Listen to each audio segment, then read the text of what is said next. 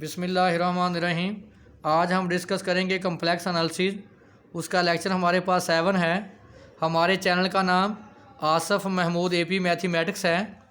यहाँ पे हम एफएससी, बीएससी, एमएससी मैथमेटिक्स को डिस्कस करते हैं। आप हमारे चैनल को लाइक करें, सब्सक्राइब करें और आगे शेयर करें। देखें हमारे पास जो इम्पोर्टेंट एग्जाम्पल है, एग्जाम्पल नंबर 2 है। Prove that limit z approaches to 2 iota z square plus 4 over z minus 2 iota is equal to 4 एटा। तो देखें इसको कैसे सॉल्व करेंगे। Limit z approaches to 2 iota z square plus 4 over z minus 2 एटा। अगर आप z की जगह पे 2 एटा पुट करें, देखें z स्केयर की जगह पे 2 एटा रिप्लेस करें तो हमारे पास आएगा 4 एटा स्केयर। तो क्या आ जाएगा -4 -4 प्लस 4 0। देखिए ऊपर भी 0 आ गया। यहाँ पुट करें 2 एटा माइनस 2 एटा 0 ओवर 0 फॉर्म। जब भी आपके पास 0 ओवर 0 फॉर्म हो तो इसका मतलब है नोमिनेटर और डिनोमिनेटर में कोई फैक्टर कॉमन है। पहले हम इसकी करेंगे फैक्टराइजेशन। तो देखें ज़रा factorization. Limit z approaches to 2 iota over z minus 2 एटा। इसकी पहले फैक्टराइजेशन समझें ज़रा। हमारे पास है z स्केयर प्लस 4, इसको हम लिख सकते हैं z का स्केयर, इसको हम लिख सकते हैं -4। देखिए negative negative positive z square, इस नेगेटिव जगह पे मैं लिख दूंगा एटा स्केयर। तो यह आ जाएगा z स्केयर -2 एटा स्केयर। एक दफ़ा नेगेटिव एक दफ़ा पॉजिटिव, z -2 एटा और z प्लस 2 एटा। लिखें इसकी जगह पे z -2 Etah in to z plus 2 iota. देखें 0/0 फॉर्म सिर्फ उसी वक्त हो सकती है जब नीचे ऊपर कॉमन फैक्टर हो। ये कॉमन फैक्टर आपको पहले ख़त्म करना होगा। Limit z approaches to 2 iota z plus 2 एटा। अब आप z की वैल्यू पुट कर दें 2 एटा plus 2 Etah is equal to 4 iota. देखिए हमने इसको प्रूफ कर दिया। नेक्स्ट हमारे पास रिमार्क्स है कि अगर आपके पास लिमिट एग्जिस्ट करती है तो जो उसके कंपोनेंट हैं उनकी लिमिट भी इसकी लिमिट भी एग्जिस्ट करेगी, यानी रियल पार्ट और इमेजिनरी पार्ट की लिमिट भी एग्जिस्ट करेगी। आप लिखते हैं f of z is equal to w।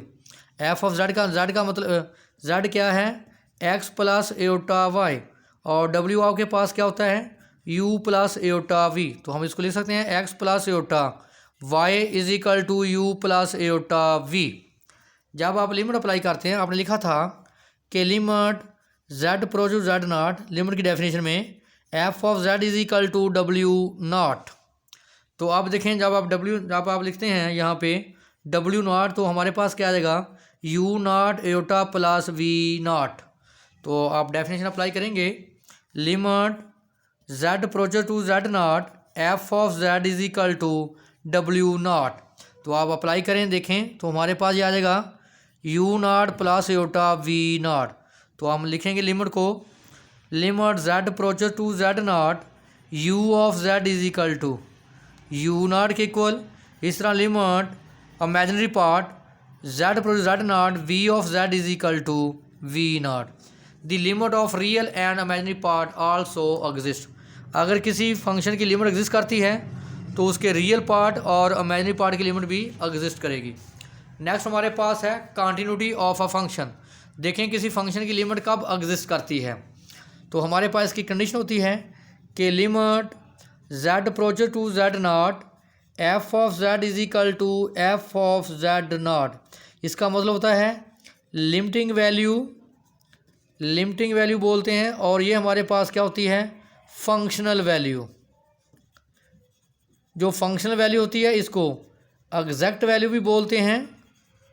जो लिमिटिंग वैल्यू होती है इसको अप्रॉक्सीमेट वैल्यू भी बोलते हैं। वैसे तो जो कंटिन्यूटी फंक्शन है उसकी 3 कंडीशंस होती हैं। पहली कंडीशन ये है कि आपके पास f ऑफ z नॉट क्या करे एग्जिस्ट। सेकंड कंडीशन है कि आपके पास limit z approach to z naught f of x exist. Third क्या है कि limiting value is equal to functional value. तो ये एग्जिस्टेंस की ज़रा बात को समझना कि जब आप लिखते हो limit z approach to z naught f of z exist, किसी फंक्शन की लिमिट उस वक्त एग्जिस्ट करती है जब उसकी left hand limit z naught, अगर हम ऊपर बार का साइन डालेंगे तो ये शो करेगा left hand limit is equal to right hand limit. जब किसी फंक्शन की लेफ़्ट हैंड लिमिट उसकी राइट हैंड लिमिट के इक्वल आ जाए तो हम कहेंगे उस फंक्शन की लिमिट एग्जिस्ट करती है। और f of z not defined का क्या मतलब है, सॉरी ये डिफाइंड लफ्ज़ यहाँ लिखें, डिफाइंड का मतलब है कि आपके पास 0 ओवर 0 फॉर्म ना आए, इन्फिनिटी ओवर इन्फिनिटी फॉर्म ना आए, इन्फिनिटी माइनस इन्फिनिटी ना आए, 1 की, यानी इस तरह की आपके पास टाइप्स नहीं आनी चाहिए। तो अगर आप इसको बाय डेफिनेशन देखें तो वो मैंने आपको बोला था कि f of z minus w not less than epsilon whenever z minus z naught less than delta. तो मैंने वो आपको ये भी बोला था कि f ऑफ z आपने लिखा था f ऑफ z नॉट या w नॉट, तो आप ऐसे भी लिख सकते हैं डेफिनेशन को, f of z minus f of z naught less than epsilon whenever z minus z naught less than delta. Next हमारे पास है थ्योरम है if w is equal to f of z be a complex valued function and is continuous at a point z is equal to z naught. देखिए हमारे पास जो function f of z है ये क्या है, कॉन्टिन्यूस, किस पॉइंट पे, z नॉट पे। Then prove that it is real and imaginary part also continuous. हमने साबित करना है इसका रियल और जो इमेजिनरी पार्ट है वो भी क्या है, कॉन्टिन्यूस है। देखिए हमें गिवन क्या है, हमें गिवन है since f of z is continuous at z is equal to z naught. अगर ये कॉन्टिन्यूस है तो कॉन्टिन्यूस की डेफिनेशन क्या है, हमें गिवन है f of z minus f of z naught less than epsilon whenever z minus z naught less than delta. ये हमें गिवन था, मैंने उसके मुताबिक मैंने डेफिनेशन लिख ली। अब आप देखें, आपको पता है कि आपके पास जो f ऑफ z है वो क्या होता है, u प्लस एटा v। अगर आप लिखेंगे f ऑफ z नॉट वो होगा u naught plus iota v not. मैंने एक और आपको कंसेप्ट क्लियर किया था कि जो आपके पास फंक्शन होता है u वो होता है in term of x and y, इसी तरह जो फंक्शन v है वो भी in term of x and y होता है। तो यहाँ वैल्यू पुट करें f ऑफ z की तो क्या आएगा, f ऑफ z हमारे पास आ जाएगा u of x y plus iota v of x y. देखें u की जगह पे मैंने क्या लिख दिया, u of x y, v की जगह पे मैंने लिख दिया v ऑफ एक्स वाई, एक ही बात है। u ऑफ एक्स आगे क्या है v नॉट, तो क्या लिखेंगे माइनस, ये देखें f of z naught minus u naught into v naught less than epsilon. ये हमें गिवन है, हमें गिवन है कि f ऑफ z क्या है, कॉन्टिन्यूस है। तो ये मैंने कॉन्टिन्यूस की डेफिनेशन अप्लाई कर दी, लेस दैन एप्सिलॉन। अब क्या करें, रियल पार्ट को रियल पार्ट के साथ मिलाएं, इमेजिनरी पार्ट को इमेजिनरी पार्ट, यानी u of x y minus u naught plus eta common v of x y minus v naught less than epsilon.